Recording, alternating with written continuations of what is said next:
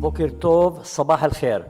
This is the equality between all the languages in Israel. I have been asked to discuss the topic of jurisdiction and multiculturalism in Israel.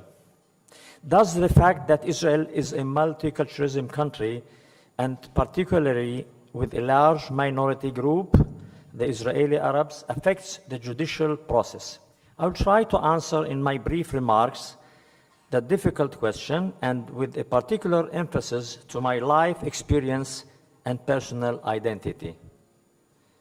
I will start by telling you a little bit about myself. I'm an Israeli, I'm an Arab, I'm a Christian, I'm Catholic and Maronite. All these in one human being. And I don't feel that I have a problem with this definition. I like it. I was born in a city called Haifa in the northern part of Israel, just prior to the 1948 war. My late father was a clerk at the district court in the British Mandate period.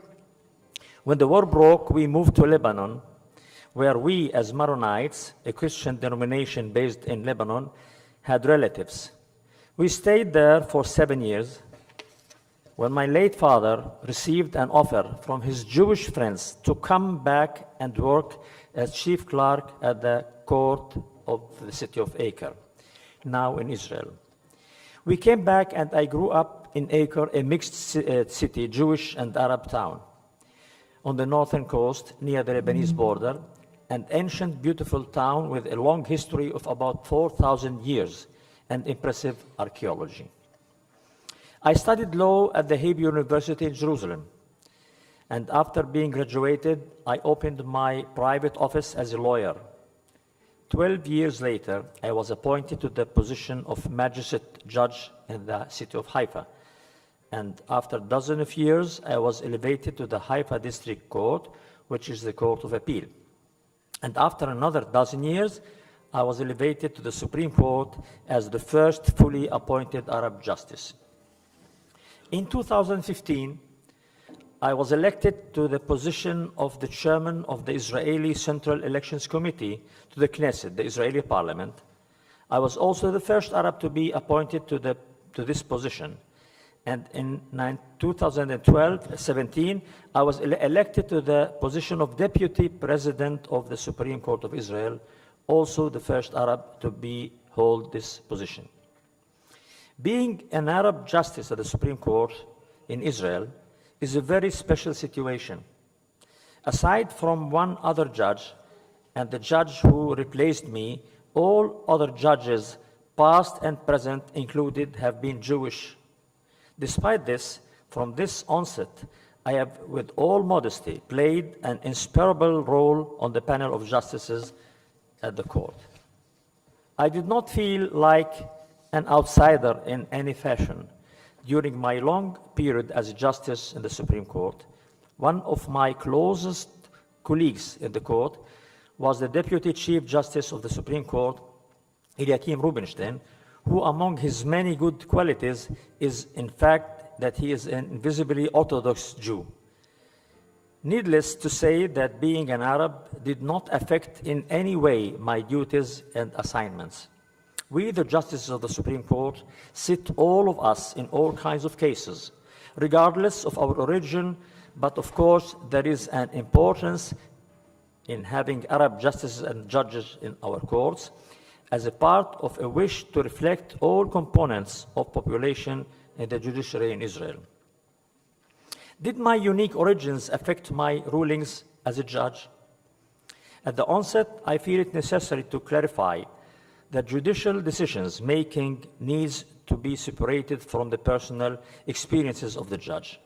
I personally am always careful to have a clear divine between my personal stance in a matter and my approach to judicial decision making. This is to ensure a just outcome from a legal point of view. Nonetheless, in the words of the renowned Israeli poet Shaul Chernichovsky, man is entirely his native outlook. Accordingly, it is clear that my personal experience including my cultural identity, influences the way that I dealt with cases when I sat in judgment. Israel is unique as a country in the Western world.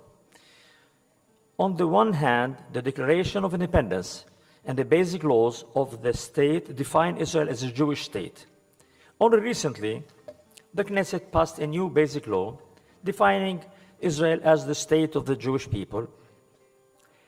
I will not discuss today this new basic law. Meital had made it before, although I have criticism about it. I will only say that it can be argued that the new basic law actually harmed the multiculturalism identity of Israel. The result of this law is that who is not Jewish, he is a second-class citizen. I can say frankly that today I feel as a second-class citizen because there is even not one word about the matter of equality, a very important fundamental rights which exist in every democratic state in the world. And still in its roots, no one can deny that Israel is a multicultural country. It's a heterogeneous country with one of the biggest minority populations in the world. Israeli Arabs constitute 1/5 of Israel's population, the largest minority in the world. This duality forms the basis for many of the inherently challenging aspects of managing such a state. The determinant of such a tension often falls on the Israeli Arab minority. Israeli Arabs suffer from institutionalized discrimination. For example, Israeli Arabs are not represented enough in most government positions. They face discrimination in housing and public goods. I don't believe that anyone in Israel would argue against the fact that the Israeli Arab minority has suffered and is still suffering from prolonged and profound injustices. Some people asked me when I was lecturing in many cases that how you can talk about discrimination, and here we have you as a Supreme Court Justice and Deputy President. Well, my answer is I didn't feel discriminated, but how many Salim Joubran are in the 1,800,000 Arabs in the country? This is my answer, but I hope that you will agree with me. I'm going to say a few things that some of you may agree with me, some will not agree with me, but we will be still good friends, even we disagree with each other. Within a democratic country, the state is obliged to treat everyone equally. In this regard, we have made some strides in reducing certain injustices within Israel. For example, the Knesset has passed laws that reflect the principle of affirmative action towards Israeli Arabs. It is now a legal obligation to redress past discrimination against Arabs through active measures that ensure equal opportunity in public government positions. But on the ground, it is not fulfilled, unfortunately. Additionally, in the past few years, Arab academics have been appointed to key positions in the public service, particularly in the Ministry of Justice. We have hundreds of lawyers, women and men employed in the Ministry of Justice. Think that we are very proud of it. Additionally, in the field of medicine, one can easily see the impressive integration of Arab doctors and heads of departments in many hospitals in the country. We have thousands of Arab doctors in all the hospitals in Israel. Many of them are heads of department with the title of professor, and they are teaching medicine and the medicine school in Israel. This is a thing that we are very proud of it. We have thousands of lawyers in the country. We have thousands of farmers. You can enter every pharmacy in Israel, all the employees are Arabs there. But all this is not enough, and there should be much more support by the government towards the Arab minority. Also, the Supreme Court of Israel has ruled repeatedly that discrimination in housing and employment is unconstitutional, and has repeatedly forced the government to uphold these principles. For example, in the Qa'dan ruling, the court established that it is prohibited to discriminate against Arabs with regard to land allocation. In that particular case, the court gave an order to the Katsir settlement to accept the Ka'dan family as a member of the settlement. Additionally, in the Adala versus Municipality of the Tel Aviv decision, the Supreme Court established that in mixed cities, the municipalities are obliged in showing street signs in both Arabic and Hebrew. A final example is the High Monitoring Committee decision that the court established that if the state grants benefits to Jewish settlements on the basis of their geographic placement, the state is obliged to grant those same benefits to nearby Arab settlements. However, despite the achievements of the Supreme Court in closing the divide, much work is still needed to be done to achieve equality between Jews and Arabs in Israel. Only 8% of all government employees are Arabs. The government never allocates real estate for a new Arab cities, while over 600 new Jewish settlements have been established since Israel was founded. Further, law enforcement in Arab towns is scarce, resulting in much higher crime rates than in Jewish towns. By the way, also only 8% of the judges in Israel are Arab, and we are 21%. And talking about housing, according to the new law, the state is encouraging Jewish settlements in the Galilee area and the Negev. But what about the Arabs? There are thousands of Arabs living in these two places, and the state will not do anything in order to give them the chance to have their own cities and villages. This is another criticism that I have to this new law. I was born and raised in Haifa. I currently live there with my family. Haifa is a mixed city where Jews and Arabs live together in peace and coexistence. Unlike most mixed cities, the neighborhoods in Haifa are mixed rather than segregated. It is common to find Jewish families, Arab Muslim families, and Arab Christian families all living within the same apartment blocks. As a native of Haifa, I can speak from my personal experience and say with no hesitation that the key to resolving many of Israel's tensions is communication, respect, tolerance, and empathy. An example, I was the first Arab to be elected to the position of Governor of Rotary International in Israel, and at my home, and still do it until today, every year, as Christmas dinner, I arrange a Christmas dinner for my Jews and Muslim neighbors. My wife and I also hosted during my judgeship at the Supreme Court an annual Christmas event for all the judges and the staff of the Supreme Court. It was the first time that in the Supreme Court there was a Christmas tree. And I think it was a good, why not? Well, if I told my friends, the judges, if it is good to do that in Manhattan every year, the Hanukkah with the Christmas tree, why we can't do it in Israel at the Supreme Court? And it was accepted very well, and we made it every year until I retired last year. Additionally, I have been invited to celebrate Jewish holidays, such as sitting in the Sukkah on Sukkot and in Leila Seder in Pesach, and Muslim holidays. Rotary Israel also takes an active part in a unique tradition in Haifa, a tradition known as the Holiday Month. The Holiday Month is celebrated in December during the time of Christian Christmas, the Muslim holiday of birthday of Prophet Muhammad, and the Jewish holiday of Hanukkah. The tradition includes many cultural events, such as special seminars in each of the religions, screening of Arab and Jewish films, traditional music concerts, live theater, and many more events, all with the aim of promoting religious coexistence in Israel. I believe that the fact that I am an Arab grants me a unique perspective with regard to cases connected to the Arab population in Israel. The court deals very broadly with the Israeli Arab minority, including criminal, civil, and constitutional cases.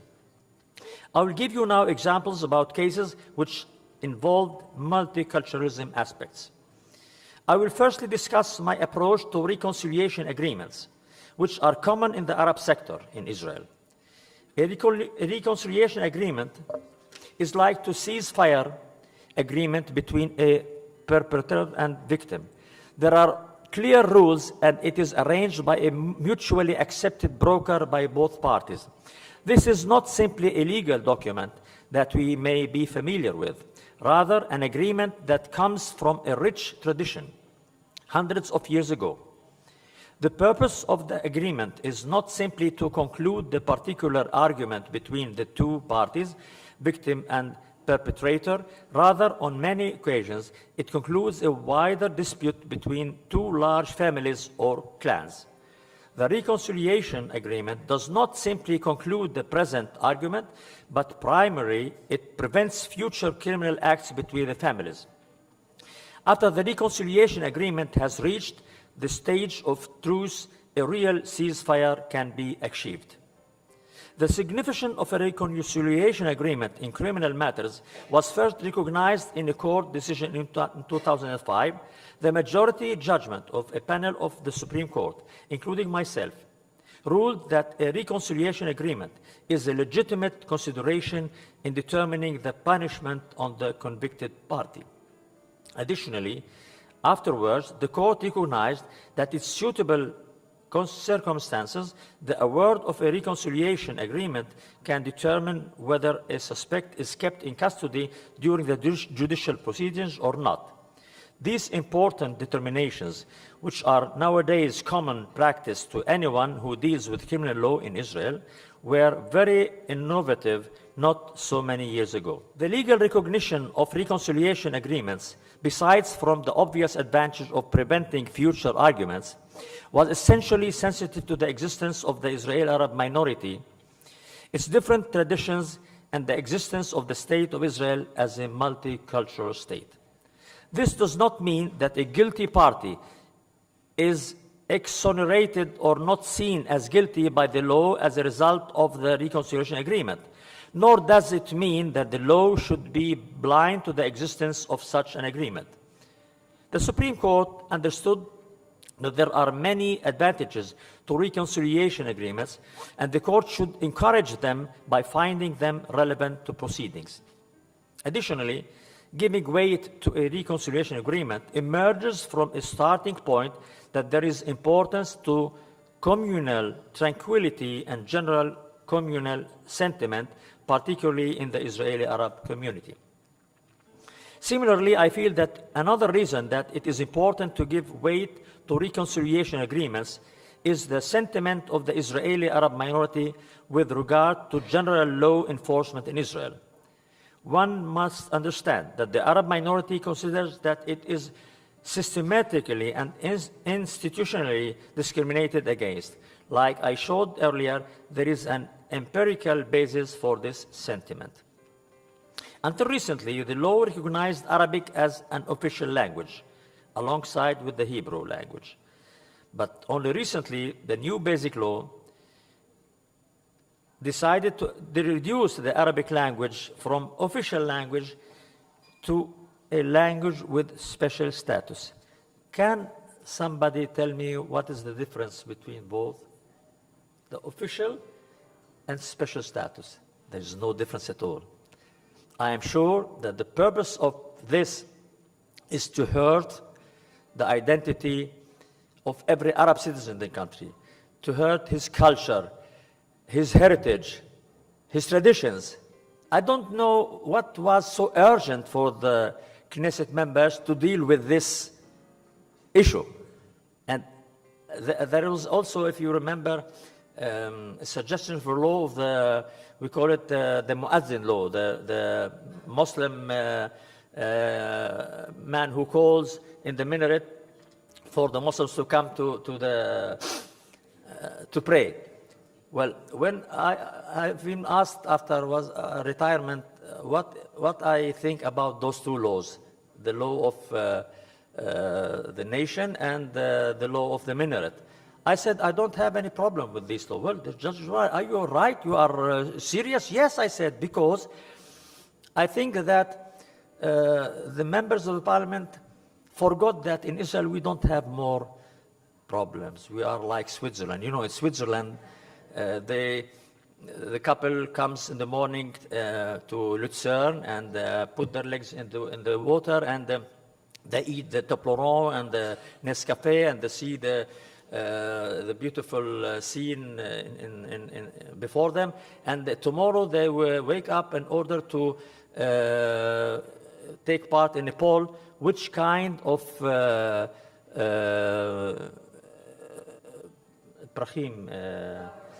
yes, will be in the city of Lucerne, for example. This is what happens in Switzerland. It's the same like in Israel, because we don't have crimes in Israel, we don't have security problems, economic problems, we don't have matter of employment. The only things that the members of the clergy thought it's urgent is to deal with the language, Arabic language, and the minaret in the mosque. I think it's not a good idea to do that. At the same time, as you know, the Arabic language is a very beautiful language. Many of our friends, the Jews, speak this language. And the Rambam, Rabbi Moshe ben Maimon, wrote in Arabic. Many of the Jewish families on Friday at 5 o'clock watch the Arabic film at the TV. Some of us, and now, and they are hearing the language, Arabic language. Now I say that they will not able to do that because the Arabic is not official language, you know. Another thing, if one of the, the national dish in Israel now is the hummus, yes, and the falafel. And if a Jewish want to order in a restaurant hummus, he must say now hummus, not hummus, because hummus is in Arabic and hummus is in Hebrew. And because the Arabic language is not official. No? And another thing, many of some of the Israelis, when they are at the soccer stadium, for example, in Jerusalem, some of them use the Arabic language when they want to say a few things about the mother and the sister of the referee, for example. And now I think they are not able to do that. They are not allowed because it's not official language. And all this I'm saying with sense of humor, but it's a matter of reality, Additionally, it is enough to enter an Arab village to perceive the state of the homes and infrastructure in order to understand that there is a problem of unequitable allocation of public resources in Israel. With regards to criminal law, the Israeli Arab population only comprises 20% of the Israeli population, yet constitute 40% of the prisoners in the jails in Israel, unfortunately. Additionally, I should also add that some researchers show a consistent downward trend in the loss of Israeli Arab public confidence in the law enforcement institutes in Israel, particularly the government and the police. On the other hand, a unique cultural custom should not automatically be considered as a legitimate one and therefore constitute a legal principle. A good example for that is the disgraceful custom of the so-called honor killing. An honor killing is the murder of a member of the family due to the perpetrator's belief that the victim has brought shame or dishonor upon the family, usually for reasons such as refusing to enter an arranged marriage, being in a relationship that is disapproved by their family, having sex outside marriage, becoming the victim of rape, dressing in ways which are deemed inappropriate, engaging in non-heterosexual relations for renouncing a faith. A democratic and human country should not tolerate murder and violence, regardless of its reason. Accordingly, the Supreme Court does not consider an honor killing as a lenient circumstance. As a matter of fact, such a motive considered by the court as a meticulous circumstance. In my opinion, there is no honor but shame in it, and such murders should be punished by the full extent of the law. I believe that the most important art of the law which multiculturalism is and should be considered is constitutional law. A large portion of the important constitutional law cases deals with rights in the Arab sector. This should not come a surprise. One of the primary purposes of recognizing human rights is to protect minority rights, from majority oppression. You know, we can define democracy in two ways. One is the party who has the majority members of the parliament may have the government and they rule the country. But the most important definition, another one, is how the majority look on the minority, how they behave toward them, how they are looking about the minority. This is much more important than the first definition. The Arab minority is the biggest minority group in Israel, and accordingly, it should not be surprising that a significant portion on the constitutional law in Israel deals with this topic.